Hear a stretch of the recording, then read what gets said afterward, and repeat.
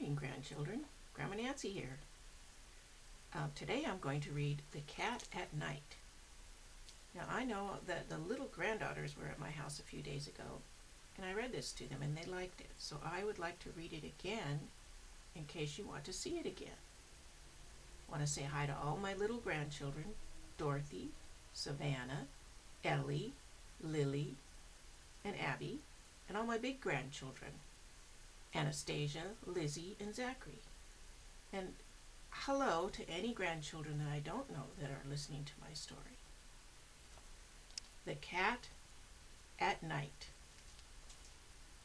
Let's start.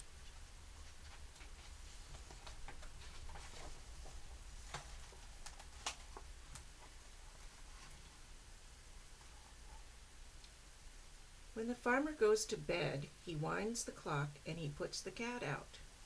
But what does the cat do out there in the darkness all night long? So there he is winding the clock, and you can see out the door, it's very dark. The cat's going to go out there.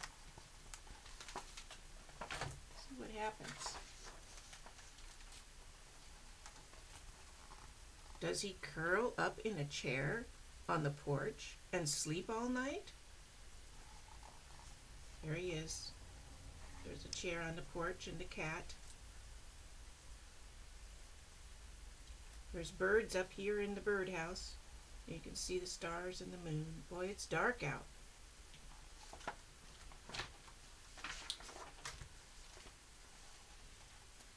Does he sleep all night? No, he doesn't. The cat can see at night. The sky is dark and full of stars, but everything else is like day to him. He can see the dog sleeping in the doghouse, and the doves asleep in the dove cote. That's what they call a dove house. But the cat doesn't feel like sleeping. Night is the best time of all, the time when he likes to go exploring. Look how bright it looks to the cat.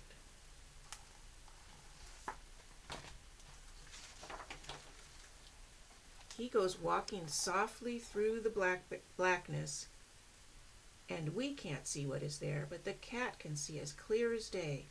What do you think he sees? Can you find things in here? I see. Are those butterflies or are they moths? Abby knows the difference. There's some flowers. I think I see the kitty too.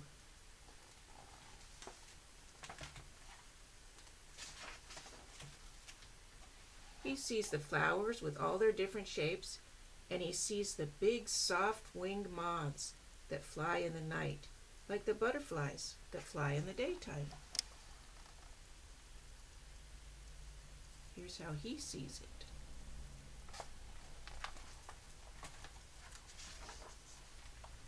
Where do you think the cat is walking now? Well, I think that up there in that window, those look kind of like chickens, but I don't know where the cat is. Let's find out.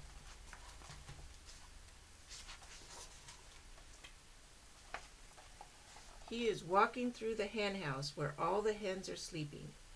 They are dreaming dreams, fast asleep on their roosts. The cat walks quietly through, looking for a rat to catch. See, there's the chickens on their roosts, which is what they call the places where they sit at night. And look, there's some rats trying to eat the chickens' food. Cat's gonna get him. Where do you think he is now? I see him. He's under the truck.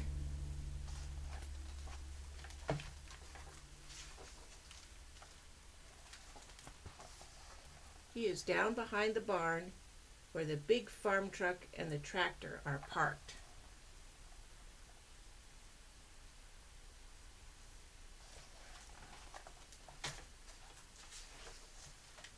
Where do you think the cat is walking now? Do you see him? I think he's underneath the horse.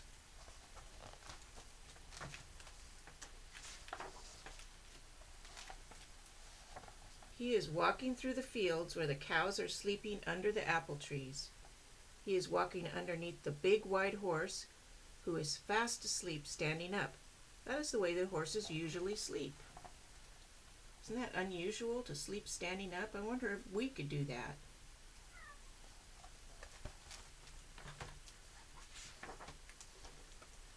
The cat walks through the night fields. Now he is hunting. What is he hunting for? Maybe rabbits? Is that a chicken? Is he hunting for a chicken? We can't have that. Oh, nope, it's a melon.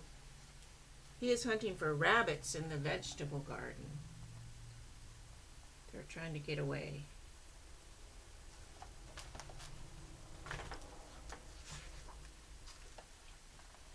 The cat is walking through the dark woods. He can see the black trees, but what can he see that we don't see? Everything looks so dark.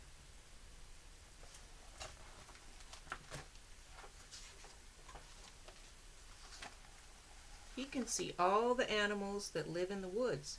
They are all wide awake too because they feel safe in the nighttime. The deer are browsing and the foxes are hunting.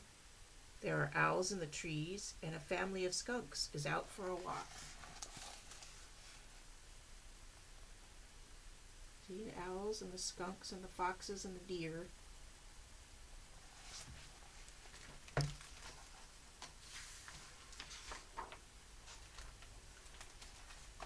The cat walks along the road to a nearby town. All the cars and trucks that pass on the road shine their lights on him, and his eyes shine back at them. But what else does he see on the way to town? Isn't that convenient? There's a cat now right behind me. That's Lucy. She's the one that hides when you guys come to visit.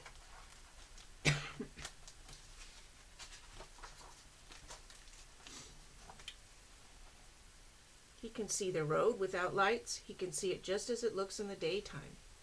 And he can see the edges of the road where a raccoon family is hunting for frogs in the ditch.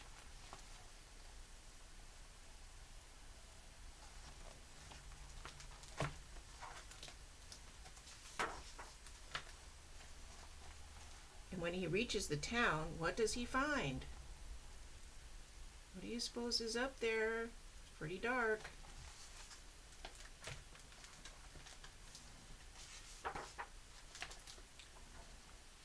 He finds other cats waiting there for him. They all go prowling together through the back streets, over the rooftops, among the chimney pots.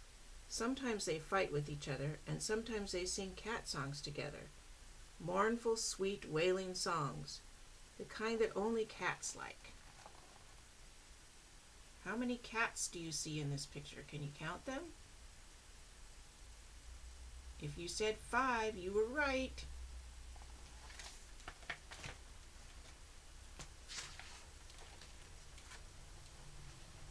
When the dawn comes, he leaves his friends and walks back home down the road through misty morning fields, where horses are awake and grazing and butterflies are flying about among the flowers.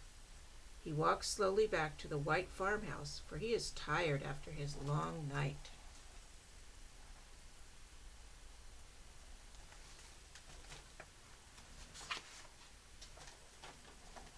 He arrives at the kitchen door right after the cows have been milked, just in time for breakfast. And the farmer's wife says, "Good morning, Kitty. Did you have a good night's sleep?" But the cat only yawns a wide cat yawn and drinks his milk. The farmer and his farmer's wife, the milk.